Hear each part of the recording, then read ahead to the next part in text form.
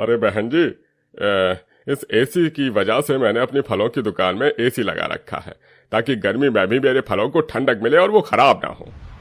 उस दुकान वाले की बात सुन रागिनी के मन में भी एसी लाने की ख्याल आता है और वो एसी की दुकान पर पहुंच जाती है जहां उसे एक एसी पसंद आता है। भाई साहब, ये एसी कितने का है? बहन जी, सिर्फ 25,000 का है। क्या 25,000 रुपए का? मैं तो अगर सारी जिंदगी भी मेहनत मजदूरी करूं तो भी इतना महंगा एसी नहीं खरीद सकती। रागिनी उदास होकर वहां से जाने लगती है कि तभी वो एसी वाला कहता है, अरे रुकिए बहन जी, आप एसी को आसानी से खरीद सकती हैं।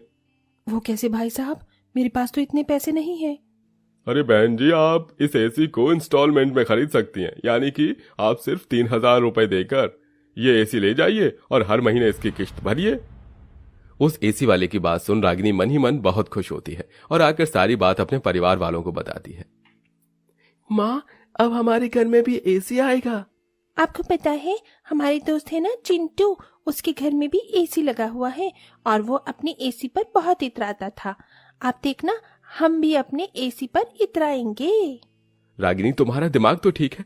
तुम जानती हो ना कि हमें 2 वक्त की रोटी खाने के लिए भी कितनी मेहनत करनी पड़ती है, और तुम इंस्टॉलमेंट में एसी खरीदने की बात कर रही हो। ये एसी मैं इसलिए खरीद रही हूँ ताकि इसकी ठंडी हवा में मेरे आम खराब ना हो सके और हमें भी इस भयंकर गर्मी से छुटकारा मिल जाए। अब चाहे मुझे कितनी भी मेहनत क्यों ना करनी पड़े, मैं 3,000 रुपए इकट्ठा करके इंस्टॉलमेंट में एसी खरीद कर ही रहूंगी।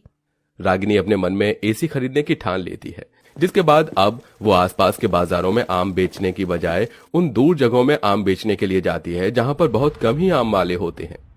हे सूर्य देवता, थोड़ा तो रहम करो। आपकी ये ज्वाला जैसी किरणें तो मेरे शरीर को जलाकर राख कर देंगी। बाप रे बाप, कितनी गर्मी है।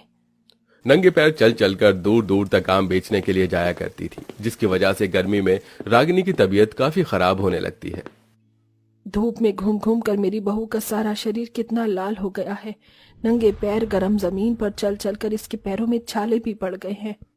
दादी, दादी देखो ना, माँ के हाथों में भी छाले हो गए हैं। अरे बच्चे, तुम रो क्यों रहे हो?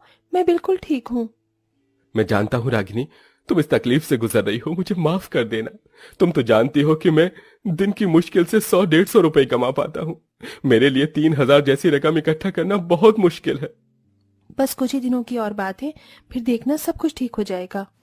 तबीयत खराब में भी रागिनी कड़ी धूप में आम बेचने के लिए जाती है और धीरे धीरे पैसे इकट्ठा कर रागिनी कुछ हफ्तों में 5,000 रुपए जोड़ लेती है, जिसे वो इंस्टॉलमेंट में एसी लेकर घर में लगवा लेती है।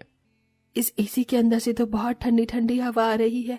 मेरा तो मन ही नहीं कर रहा कि मैं यहाँ से उठकर कहीं जाऊं। अब तो हमें रात में अच्छी